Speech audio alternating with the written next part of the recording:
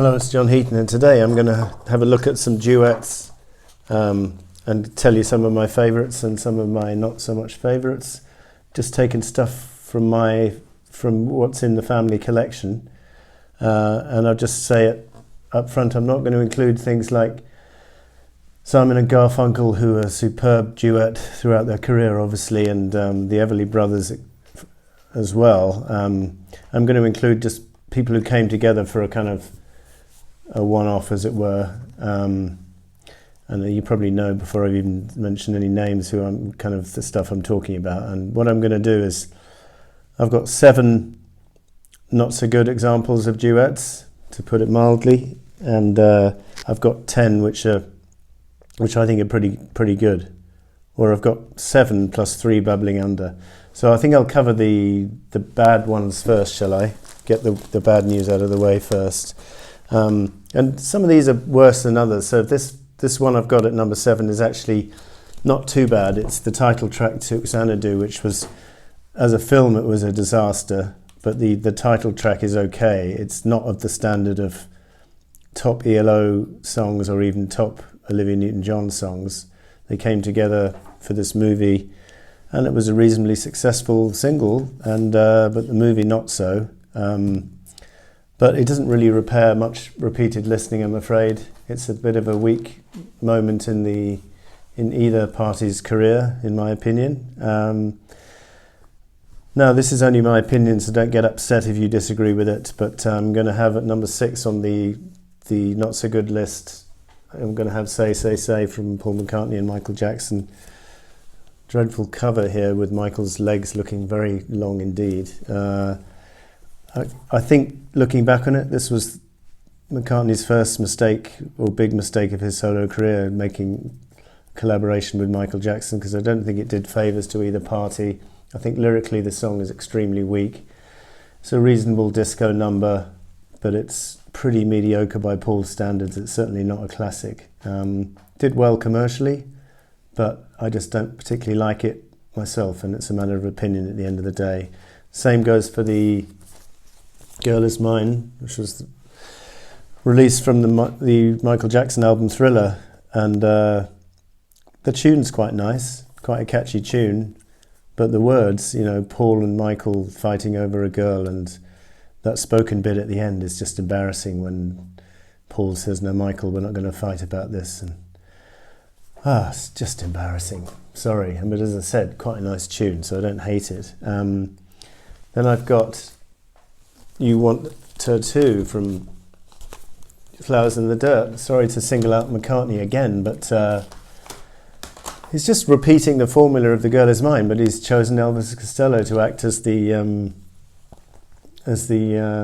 opponent here, and they're just arguing over a completely hypothetical girl, and it's altogether pointless. I thought that would please you, Invisible Ray. So I remember reading a review of Flowers in the Dirt at the time, and it said this track is so good it's reminiscent of Rubber Soul. Well, not in my opinion. Then we've got at number 3 Just Good Friends from the Bad album. Now this is, believe it or not, a collaboration between Michael Jackson and Stevie Wonder, but it's so anonymous everyone's forgotten it. I mean, that album Bad, chock-a-block full of hit singles, virtually the whole of side 2 and the first 2 songs on side 1, and even Speed Demon and Liberian Girl are better remembered than Just Good Friends. It's a completely anonymous track. Don't even recall anything about it other than the fact that it's anonymous. The same would go for another Michael Jackson-Stevie Wonder collaboration off Stevie Wonder's album Characters of the same year, 87. And this song is called... sorry, I got it the wrong way around. Just Good Friends was from Michael, and then this one's called Get It, which is from the Characters album, which is actually not a bad album. But it's just because it's got some tracks like Skeletons and stuff, but and Dark and Lovely. But that's a terrible duet. So it just goes to show, when you put 2 heavyweights together, sometimes it's not even a commercial success, sometimes just a flop, as this one was.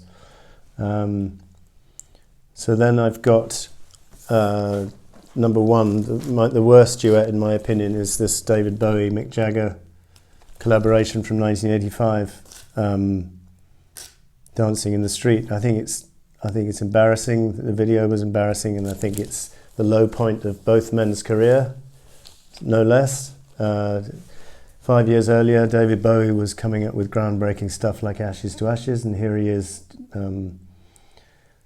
dancing around the stage with Mick Jagger singing what is a pretty terrible song anyway, and they don't rescue it. So that's really quite bad in my opinion. But again, you might love it, so you're entitled to your opinion. Then in the Bubbling Under on the good side, I've got Sign Language, the duet between Bob Dylan and Eric Clapton on the No Reason to Cry album, that's 1976. I've got Ships in the Night, Jack Bruce duet with Maggie O'Reilly, which is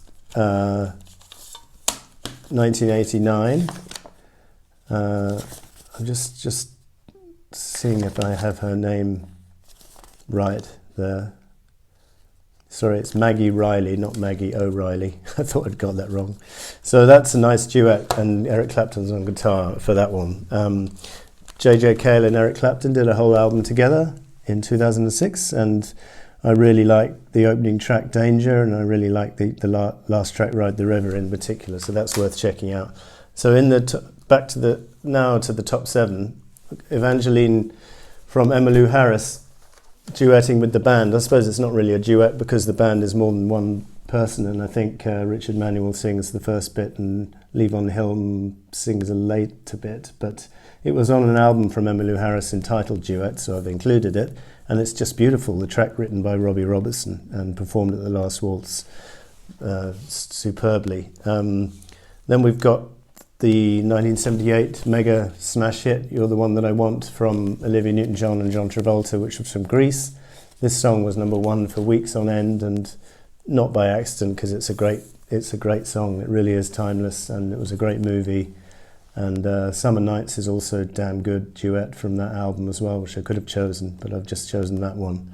Now I've chosen #5, Ebony and Ivory, which a lot of people give stick to, or have given stick to over the years. I'll defend it on the grounds that the sentiment was well-intentioned.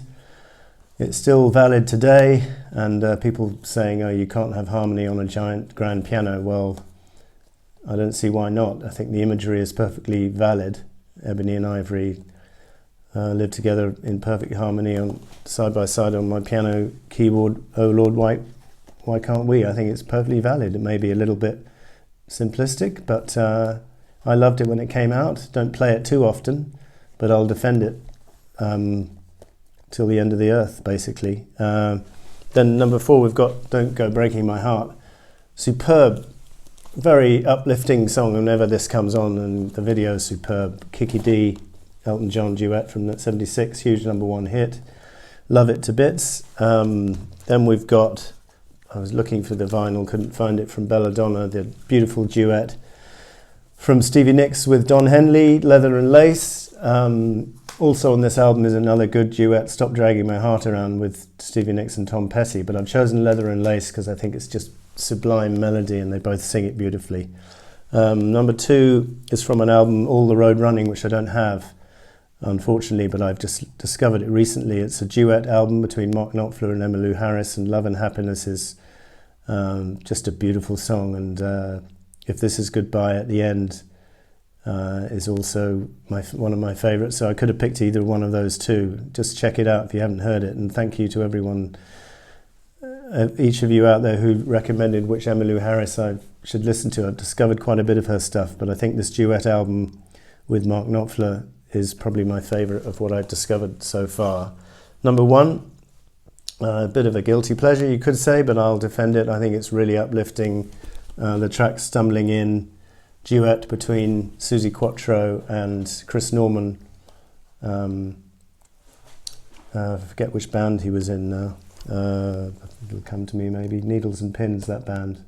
It's gone out of my head. But really nice video where they seem as if they're meaning what they're singing. It's probably a hypothetical thing, probably nothing connected with real life. But I love it. I think it's catchy, and as I say, it's a feel-good song, and it really cheers you up when you put it on, and they're smiling their heads off in the video, which helps as well. So that was some of the better duets from my collection, and some of the not so good ones, in my opinion. As I said, just my opinion. Don't take it too seriously. Don't get offended if you don't agree.